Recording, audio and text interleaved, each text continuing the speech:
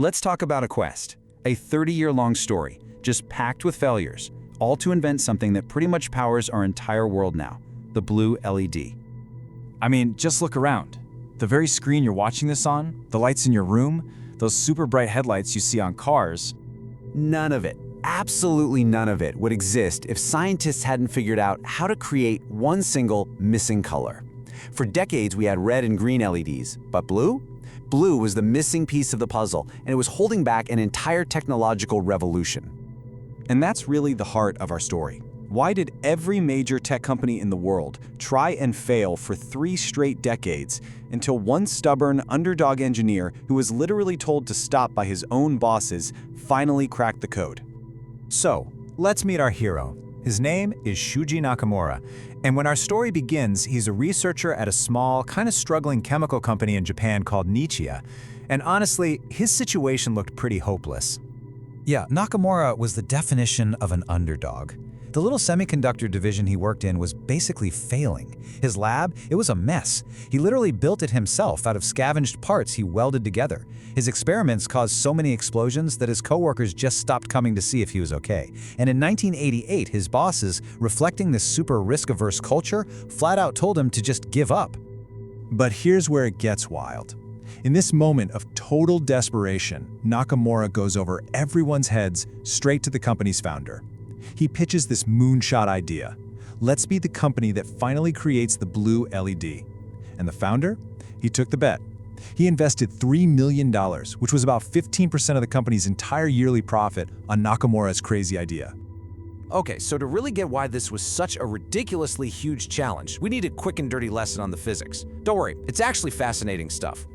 So it all boils down to this thing called the band gap. The simplest way to think about it is it's the size of the jump an electron has to make. And when that electron falls back down, it releases energy in the form of light. Here's the key. The bigger the gap, the more energy is released and the bluer the light. Blue light is high energy, so you need a material with a really big band gap. Right.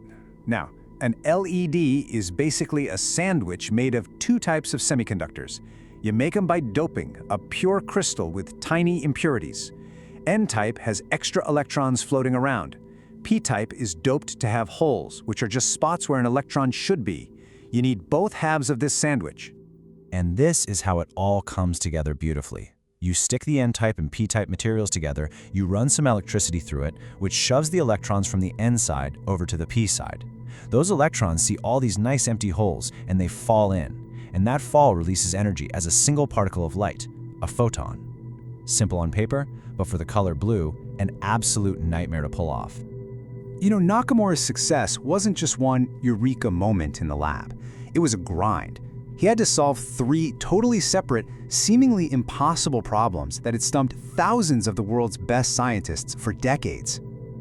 Okay, this part is so interesting. Nakamura had a choice to make. The entire industry, I'm talking over 500 researchers at the big conferences, was all in on a material called zinc selenide. Nakamura chose the underdog, gallium nitride, a material pretty much everyone had given up on. And his reason? He said that at conferences, the talks on gallium nitride had like 5 people in the room.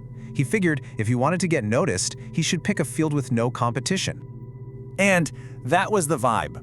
Gallium nitride was seen as a total dead end. Why? Because it was basically impossible to grow a good crystal of it. The structure was full of billions of defects, and those defects just kill the light-making process. An executive from Nichia's biggest customer even said this, quote, out loud at a conference. The very next day, facing insane pressure, Nakamura's own CEO ordered him to stop his work. He literally crumpled up the note and kept going. So how did he fix the crystal problem? He took apart his super expensive crystal growing machine and just modified it himself. For a year and a half, every single day, he was in there welding and rewiring. His solution was something he called a 2-flow reactor. He added a second nozzle that blasted down a stream of gas, which physically pinned the important gases to the surface. Everyone else thought that would just make things worse, but it worked. He created the best gallium nitride crystals anyone had ever seen. Okay, problem 2, making the P-type version of his crystal. Other folks had kinda done it, but they had to use this super complicated electron beam, a method way too slow and expensive for mass production. Nakamura suspected this was just overkill, so he tried a ridiculously simple idea. Just heat it up. And it worked. perfectly. Turns out some stray hydrogen atoms were basically plugging up all the holes. Just baking the crystal kicked them out, creating a perfect P-type material that could be mass-produced. So now his LED worked, but it was still way too dim to be useful. To really crank up the efficiency, he engineered this incredibly elegant structure. He added a super thin layer that acted like an energy well. Think of it like a little swimming pool. That made it really easy for electrons to fall in and create light. The problem was, the well worked too well, and it was overflowing. So he added another layer that acted as an energy hill right next to it to keep the electrons trapped in the well. It was just a masterpiece of engineering. So after years of defying his bosses and working pretty much alone, Nakamura finally did it. He had his moment of triumph. But what happened next is a shocking story of corporate betrayal. In 1992, he finally showed his prototype to the company chairman. And there it was, a glorious, bright blue light so intense you could see it clearly even in broad daylight. The output was 1,500 microwatts. That's over 100 times brighter than any other blue LED ever created. It blew past the threshold for commercial use. He'd actually done it. The impact on Nietzsche was, well, immediate and explosive. The money just started flooding in. In 3 years, the company's revenue doubled. 4 years after that, it doubled again. This tiny chemical company suddenly became a global powerhouse, all because of this one invention. And Nakamura's reward? For this world-changing invention that made his company hundreds of millions of dollars? He got a bonus for the patent that was equivalent to $170 US. Now, in the Japanese corporate culture at the time, the company owned the invention, not the person. But for Nakamura, this wasn't just business. It was a profound personal insult. This feeling of betrayal was the last straw.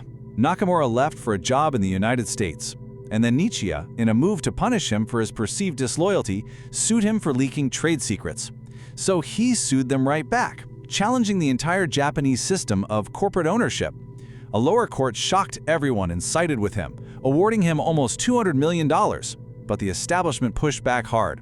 On appeal, the case was settled for just $8 million, barely enough to cover his legal fees.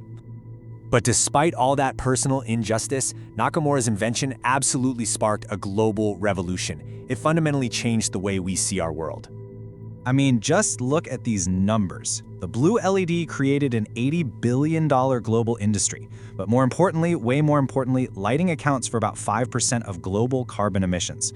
A complete switch to super efficient LEDs could save 1.4 times billion tons of CO2. To put that in perspective, that's like taking nearly half the cars in the entire world and just wiping them off the road. And that brings us back to this one final thought. Shūji Nakamura got about $8 million. His single invention has created trillions in economic value and has the potential to dramatically help heal our planet. So it really makes you wonder, doesn't it? What is the true value of one brilliant, defiant idea?